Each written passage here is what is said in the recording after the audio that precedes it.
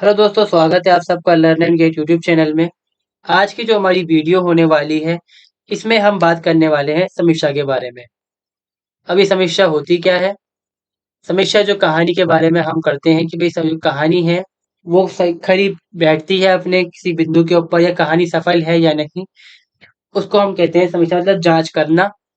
तो आज बात करने वाले हैं हम जो कहानी समीक्षा की जाती है उसके बारे में, कि जो कहानी समीक्षा हम यहाँ पर करेंगे, उसके लिए कौन-कौन से बिंदु हमारे पास होने ज़रूरी हैं, ताकि हम कह पाएँ कि ये कहानी जो है, सफल कहानी है।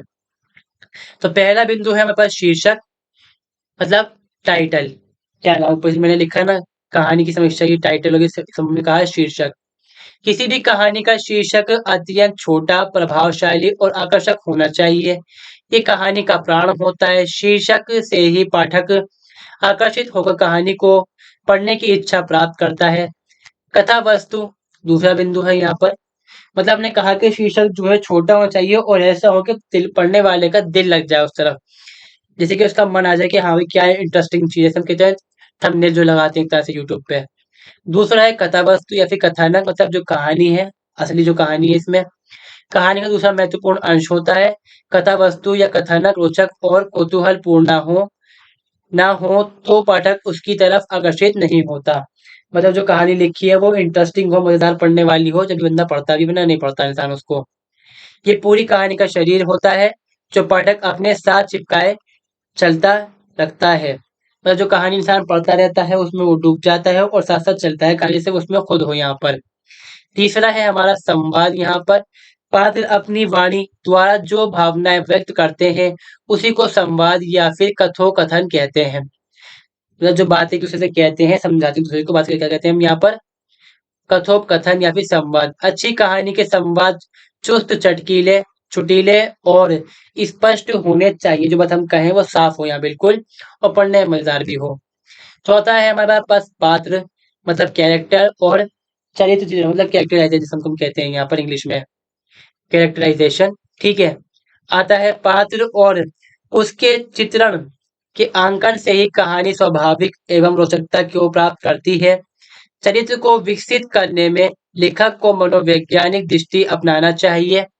ऐसा करने से कहानी में पात्रों का चरित्र अच्छी तरह से उजागर होता है और पाठक स्पष्ट रूप से चरित्र की विशेषता को पहचान पाते हैं और कहानी एक अच्छी कहानी के रूप में स्थापित होती है।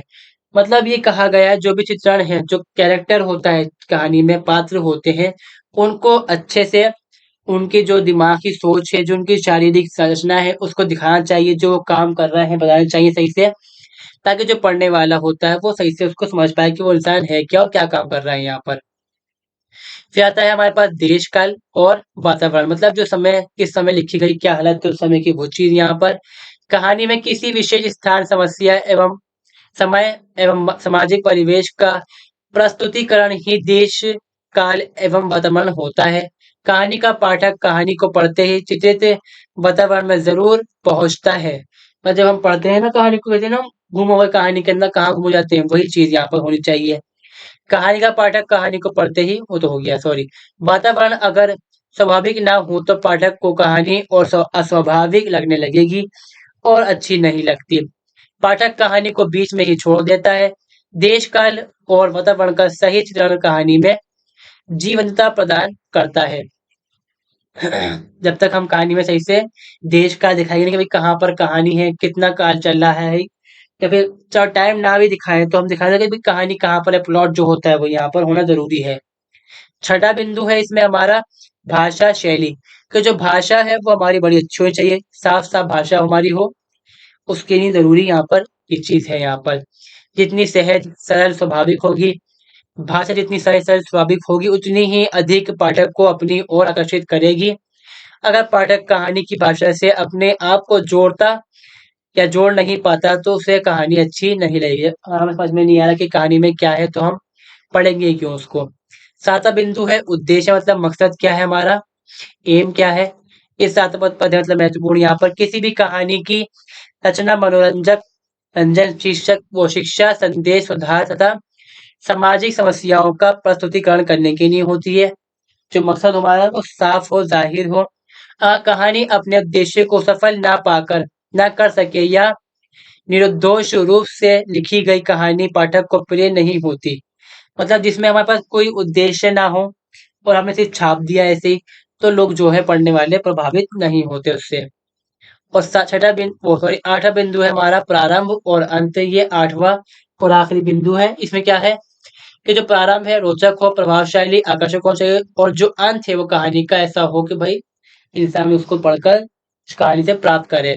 इस प्रकार होना चाहिए कि कहानी अपने पूर्ण उद्देश्य को प्राप्त कर सके। अगर ऐसा नहीं होता तो कहानी एक अधूरी कहानी बनकर रह जाती है और पाठक बीच में ही लटकता रह जाता है और वो कहानी को पढ़ना छोड़ डालता है।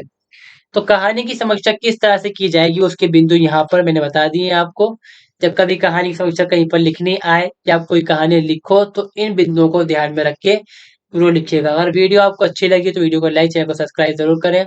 धन्यवाद, मिलते हैं अगली वीडियो में।